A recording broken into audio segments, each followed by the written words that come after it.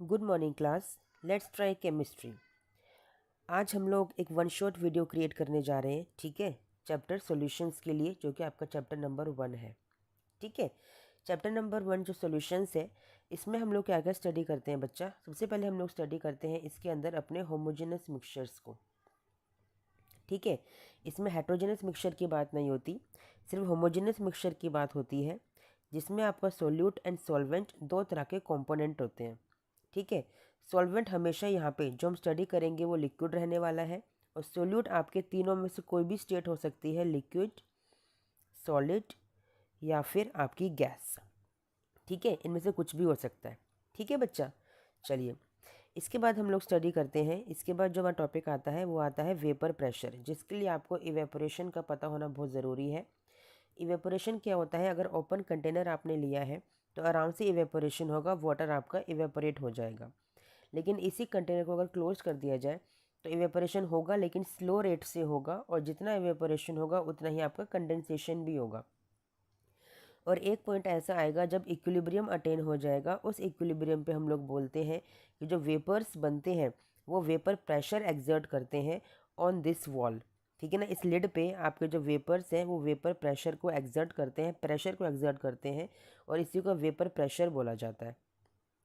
ठीक है बच्चा, अब देखिए सपोज़ कीजिए हमारे पास 2 कंटेनर्स हैं, ठीक है ना, जो कि क्लोज्ड है। इसमें हमने सिर्फ ए टाइप के कंपोनेंट को फिल किया है, इसमें बी टाइप के कंपोनेंट को फिल किया है। दोनों ही कंपोनेंट कैसे हैं, वोलेटाइल वोलेटाइल कंपोनेंट्स हैं। ठीक है ना, अब देखिए क्योंकि इसमें ए टाइप के कंपोनेंट है तो उसको पी नोट ए बोलेंगे, इसमें क्योंकि बी टाइप के कंपोनेंट है तो उसे पी नोट बी बोलेंगे। जब इनको मिक्स कर देंगे तो क्या होगा, इसमें ए बी टाइप के कंपोनेंट्स होंगे।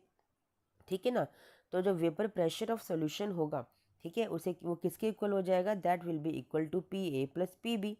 अब ये पी क्या है, पी है आपका पार्शियल वेपर प्रेशर, है ना। पार्शियल क्यों है, क्योंकि यहाँ पे तो प्योर था, लेकिन अब तो प्योर नहीं है ना, अब तो मिक्सचर बन गया है। That's why it's a partial pressure of A component and partial pressure of B component. और जो ये पार्शियल प्रेशर होता है बच्चा, ये किसके डायरेक्टली प्रोपोर्शनल होता है, ये होता है mole fraction of that component. कैसे पता, क्योंकि उतने ही वेपर्स निकलेंगे जितने आपके नंबर ऑफ मोल्स यहाँ पे प्रेजेंट होंगे। ठीक है ना, तो डायरेक्टली डिपेंड करता है मोल फ्रैक्शन पे।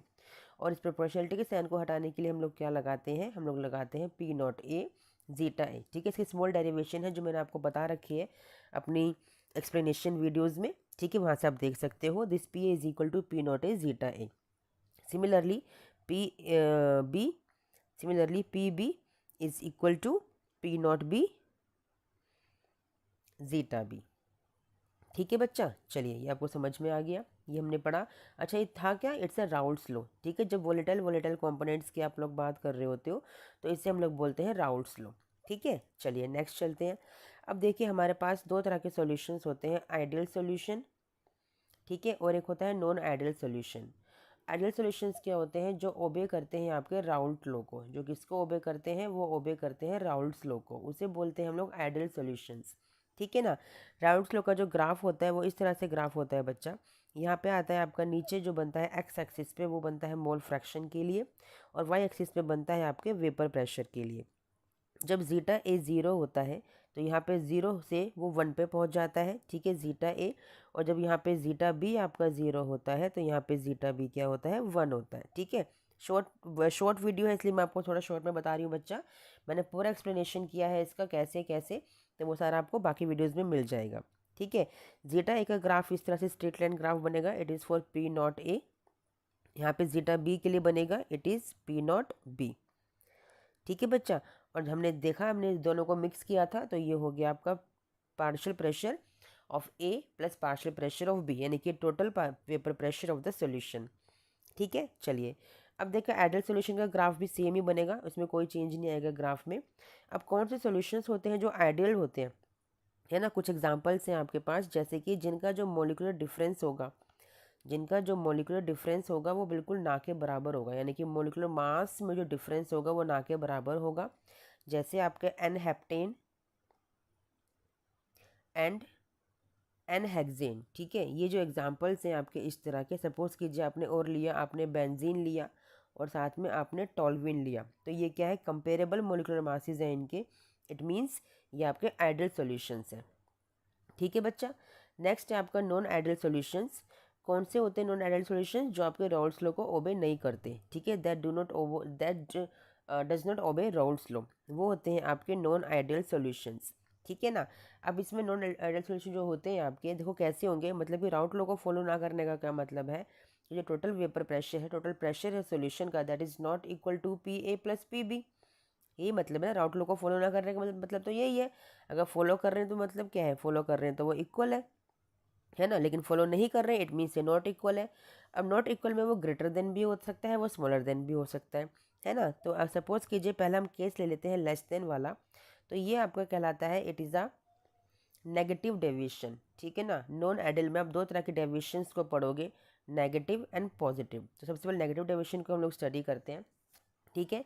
राउंड्स लॉ में आप एक चीज़ और देखते हो कि जो आपका volume and delta V of mixing जो होता है that is equal to zero, delta enthalpy of mixing is equal to zero, ठीक है ना। और इन नॉन आइडियल के केस में दोनों दोनों क्या हो जाते हैं, नॉट इक्वल हो जाते हैं।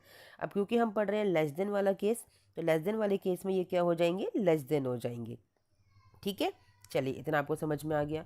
अभी लेस देन किस केस में होंगे, क्योंकि हमने कहा नेगेटिव डेविएशन। नेगेटिव डेविएशन का मतलब क्या है कि जो वेपर्स जो निकलेंगे, यानी कि जो वेपर प्रेशर है वो लेस है, वेपर प्रेशर जो है वो लेस है आपके टोटल वेपर प्रेशर से। जो आपका प्योर कंपोनेंट था, आप ये समझ सकते हो कि जो प्रेशर आपके प्योर कंपोनेंट का था, for an example P not ए, उससे यहाँ पे लेस वेपर प्रेशर निकलेगा। ऐसा क्यों होगा बच्चा? क्योंकि आपने कौन सा केस लिया है, आपने लिया है वॉलेटाइल एंड नॉन वॉलेटाइल का केस। जो ए टाइप के कॉम्पोनेंट्स हैं वो तो वॉलेटाइल है, लेकिन जो बी टाइप के कॉम्पोनेंट है वो नॉन वॉलेटाइल है। जब इनको मिक्स किया गया तो क्या हुआ कि ए टाइप बी टाइप जब मिक्स किए गए तो हो सकता है कि कहीं पर ए के ऊपर बी टाइप का कॉम्पोनेंट ओवरलैप कर गया होगा, जिसकी वजह से जितने वेपर प्रेशर ए के यहाँ पे एग्जर्ट हो रहे थे उतने वेपर प्रेशर यहाँ पे एग्जर्ट नहीं होंगे, यानी कि लेस वेपर प्रेशर हो गया पूरे सॉल्यूशन का। जितना कि प्योर कंपोनेंट का था उससे लेस हो गया टोटल वेपर प्रेशर, ठीक है। किस रीज़न से होगा ऐसा? इस रीज़न से होगा कि जो आपका इंटरेक्शन है, जो आपके इंटरेक्शन है यहाँ पे, ठीक है, जो इंटरेक्शन होगी between the particles that will B so strong, वो इंट्रैक्शन स्ट्रॉन्ग होगी। स्ट्रॉन्ग होने की वजह से ही जो वेपर प्रेशर है वो क्या होंगे, कम होंगे। समझ में आया?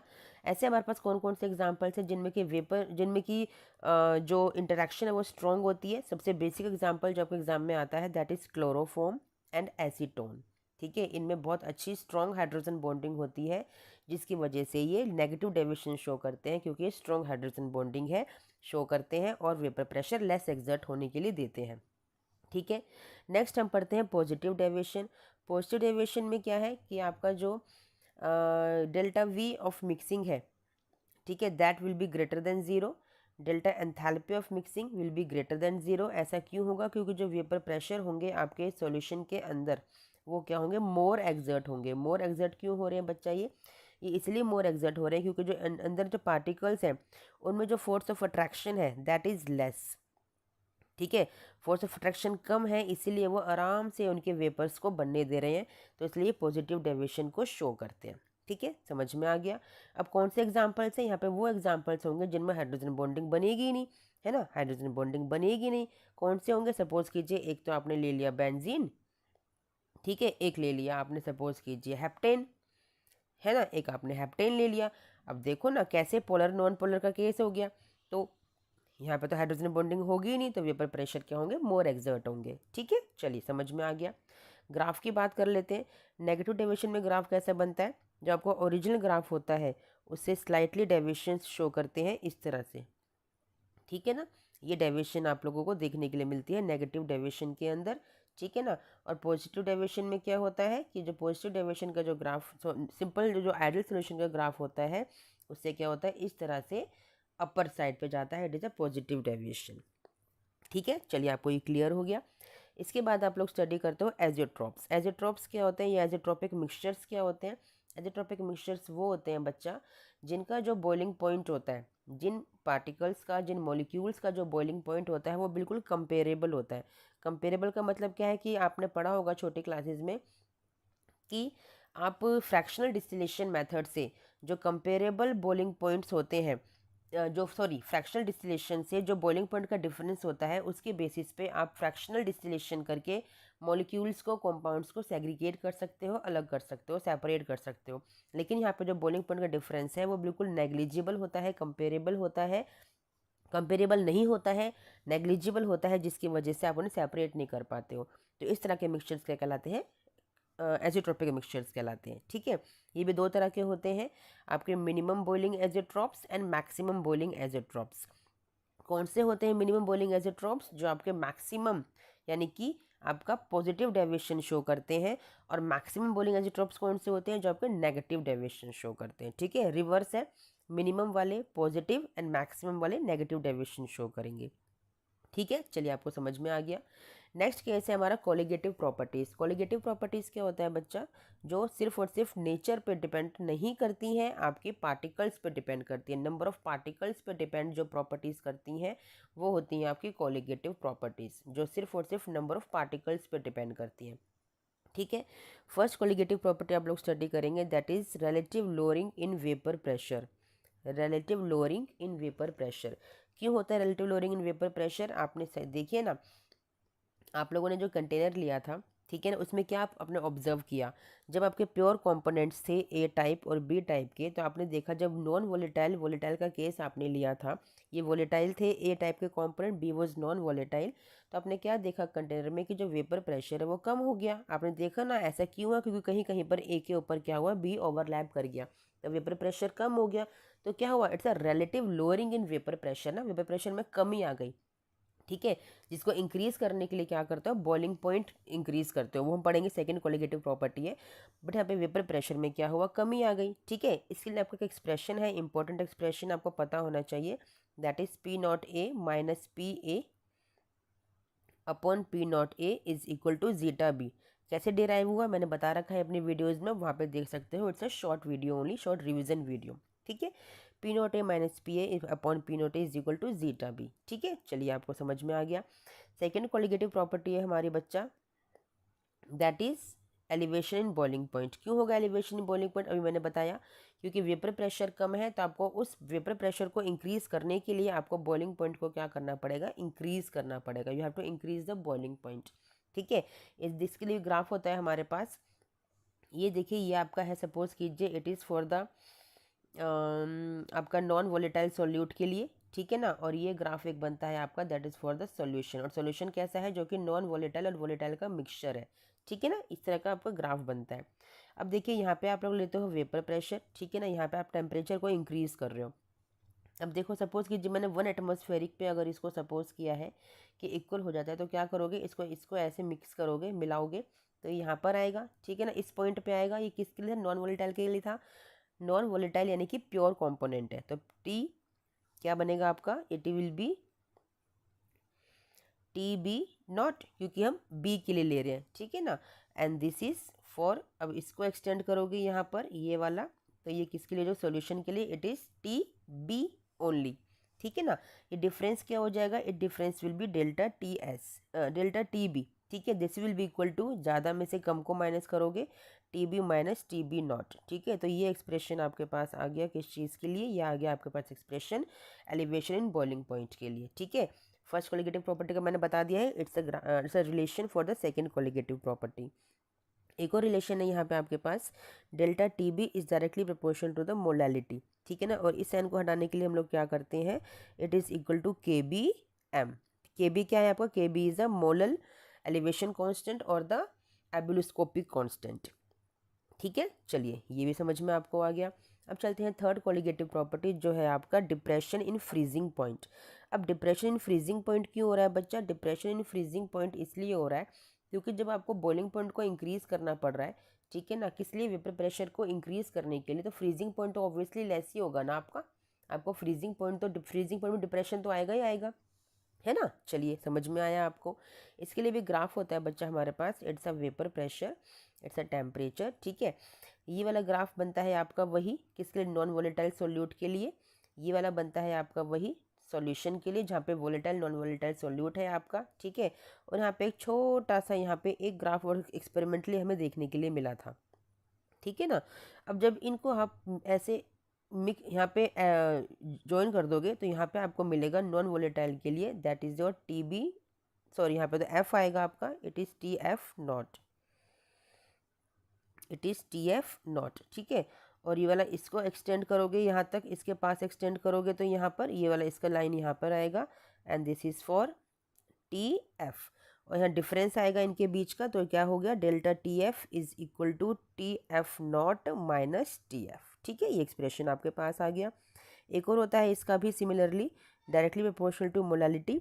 इस साइन को आप हटाओगे तो क्या लगाओगे, that will be equal to KFM। KFM को क्या बोलोगे, it is a molal depression constant, ठीक है ना, या फिर इसको बोलोगे आप क्रियोस्कोपिक कांस्टेंट, ठीक है। चलिए आपको समझ में आ गया। नेक्स्ट हमारी कोलिगेटिव प्रॉपर्टी है, that is osmotic pressure. Osmotic pressure की अगर हम बात करते हैं तो पाई से डिनोट करते हैं, इसका रिलेशन होता है आपके पास CRT। ऑस्मोटिक प्रेशर क्या होता है, आपने कोई इस तरह से कंटेनर लिया है, यहाँ पे आपने एक सेमी परमेबल मेम्ब्रेन लगाई हुई है, ठीक है ना। आपने यहाँ पे सॉल्यूट पूरा सॉल्यूशन लिया था, तो सॉल्यूशन से क्या होगा, सॉल्वेंट पार्टिकल्स यहाँ पर सिर्फ और सिर्फ आएंगे, ठीक है ना। अब आपने क्या किया यहाँ पे, ये तो ऑस्मोसिस का प्रोसेस था। अब यहाँ आपने कोई पिस्टन लगाया जो प्रेशर एग्जर्ट कर रहा है, तो क्या होगा, ये प्रेशर जो एग्जर्ट हो रहा है ये इस ऑस्मोसिस को स्टॉप करने के लिए प्रेशर एग्जर्ट किया जा रहा है, तो this is the osmotic pressure that stops the osmosis, ठीक है। समझ में आया। इसी में RO का कंसेप्ट होता है रिवर्स ऑस्मोसिस, कि जब आपने और एक्स्ट्रा प्रेशर अप्लाई किया मोर देन ऑस्मोटिक प्रेशर, तो क्या होगा, जो सॉल्वेंट पार्टिकल्स होंगे वो यहाँ पे मूव करना स्टार्ट कर देंगे और सॉलिड पार्टिकल्स आपके यहाँ पे रह जाते हैं। इसका बेसिक एग्जांपल है RO का, दैट इज डिसलाइनेशन ऑफ वाटर, ठीक है ना। डिसलाइनेशन ऑफ सी वाटर आप करते हो, it is the example of the RO, reverse osmosis, ठीक है। चलिए आपको ये भी समझ में आ गया बच्चा। इसके बाद आपका नेक्स्ट टॉपिक आता है हेनरीज लॉ का।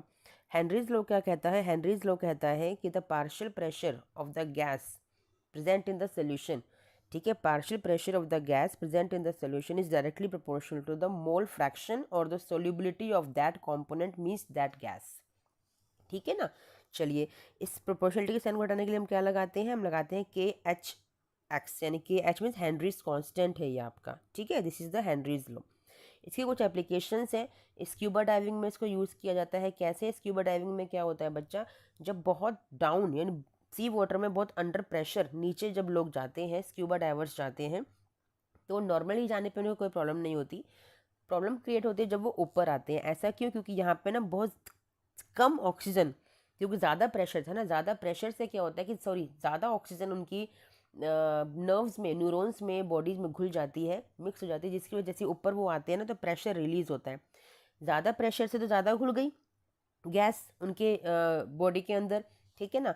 जैसे ही ऊपर आएंगे तो प्रेशर कम हो गया, प्रेशर रिलीज हुआ, जिसकी वजह से अब गैस बाहर निकलने की कोशिश करेगी, जिसकी वजह से उन्हें बेंड्स की प्रॉब्लम हो जाती है, यानी कि उनके जो नर्व्स हैं वो क्रैकिंग साउंड क्रिएट करते हैं, जिसकी वजह से पहले लोगों की बहुत डेथ हुआ करती थी। तो इससे बचने के लिए क्या किया गया कि ऑक्सीजन के साथ नाइट्रोजन और हीलियम गैस को अब फिल किया जाता है, ठीक है ना, इनर्ट गैस को फिल किया जाता है, जिसकी वजह से इस प्रॉब्लम को सॉल्व किया गया, ठीक है। सेकंड क्या है आपका एप्लीकेशन, आपका हिल क्लाइंबिंग में आपने देखा होगा ऑक्सीजन सिलेंडर्स को भर के बैक पर टांगा जाता है। रीज़न क्या होता है, क्योंकि आप ऊपर जा रहे हो, ऊपर जाने से क्या होगा, आपका प्रेशर लो हो गया, एटमॉस्फेरिक प्रेशर कम हो गया ना, नीचे गए तो प्रेशर ज़्यादा हो गया, ऊपर गए तो प्रेशर कम हो गया। प्रेशर कम हुआ तो क्या होगा, जब नीचे ग्राउंड फ्लोर पे थे, नीचे आप नॉर्मल बेस पे थे, तो क्या था कि आपकी जो एयर थी वो ज़्यादा, ऑक्सीजन जो थी वो ज़्यादा घुली हुई थी आपकी बॉडी के अंदर। जब ऊपर गए तो प्रेशर लो हो गया, तो ऑक्सीजन बाहर रिलीज़ हो गई। ऑक्सीजन रिलीज हो गई तो क्या हुआ, अब आपको एनोक्सिया की प्रॉब्लम हो सकती है। एनोक्सिया क्या होता है, आपको हेलुसिनेशंस होते हैं, ठीक है ना। वो कभी कभी यहाँ भी इस केस में भी देखी जाती है, स्क्यूबा डाइविंग के केस में भी देखी जाती है। इससे क्या होता है, आपको ना अनईजीनेस फील होता है, आपको सांस लेने में प्रॉब्लम होती है, क्योंकि प्रेशर रिलीज हो गया, ऑक्सीजन बाहर निकल गई है, जितनी ऑक्सीजन आपकी बॉडी को चाहिए उतनी ऑक्सीजन आपकी बॉडी को नहीं मिल रही है, ठीक है। चलिए थर्ड एप्लीकेशन क्या है आपका, कोल्ड ड्रिंक्स जो स्टोर की जाती हैं उनमें अंडर हाई प्रेशर आपकी कार्बन डाइऑक्साइड गैस को फिल किया जाता है। आप नोटिस किया होगा, जैसे ही आप कैप को ओपन करते हो फिस की साउंड निकल के बाहर आती है, जिसकी वजह से कार्बन डाइऑक्साइड गैस बाहर रिलीज करती है। और अगर ज़्यादा देर तक ओपन रखोगे तो क्या होगा, जब कोई कार्बोनेटेड वाटर है आपको थोड़ा सा मीठा पानी लगना शुरू हो जाता है, ठीक है ना। अंडर हाई प्रेशर इसको सील किया जाता है, it is the Henry's law, ठीक है। एक और है आपका फिशेस। आपने देखा होगा कि जो कोल्ड वाटर में जो फिशेस होती हैं वो बहुत ज़्यादा अच्छे से रह पाती हैं, अच्छे से सांस ले पाती हैं, ब्रीथ कर पाती हैं। क्यों, कोल्ड वाटर है, कोल्ड वाटर में क्या होगा, आपका temperature is low, if low temperature is there it means solubility is more at low temperature ना, क्यों टेम्परेचर हाई करने से क्या होगा, गैस तो रिलीज हो जाएगी ना, टेम्परेचर अगर अपना हाई किया तो गैस के पार्टिकल्स क्या होंगे, दूर दूर चले जाएंगे, वो तो भाग जाएंगे, है ना, जिसकी वजह से क्या होगा, ऑक्सीजन गैस इस पानी में ज़्यादा नहीं घुलेगी और फिशेस को यानी एक्वेटिक एनिमल्स को प्रॉब्लम होगी ब्रीथिंग में।